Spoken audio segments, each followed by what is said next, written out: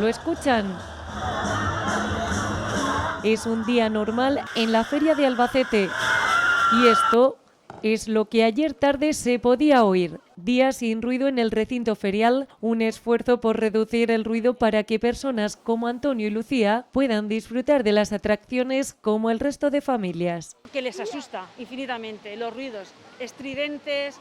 Padecen trastorno del espectro autista y el ruido que habitualmente se escucha en el recinto ferial les afecta e incluso produce dolor. La mayoría tienen hipersensibilidad en el tema auditivo, con lo cual, aparte de generarle los dolores o molestias propios de esa hipersensibilidad, es el estrés que les produce y el cambio en la conducta que se puede ver sometido. Hay un ruido, el niño vaya con los oídos tapados con los deditos, o que se ponga a llorar porque no soporta el ruido, claro, y la familia sí tiene que volver a casa.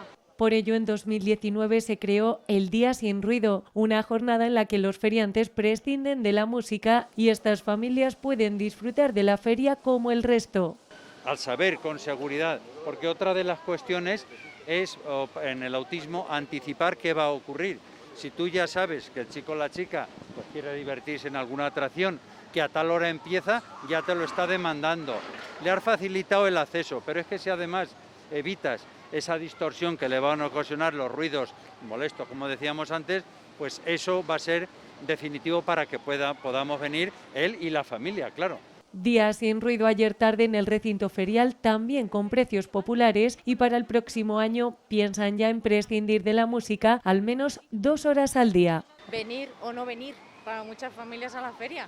Yo creo que renunciar a 2 horas una tarde sin ruido, yo creo que la gente no lo va a echar en falta y a ellos les hace un mundo. Vamos a seguir peleando por eso y por alguna cosilla más, como las no colas, como alguna sala donde ellos puedan descansar cuando tienen algún problema pues de sobreexcitación que les viene bien.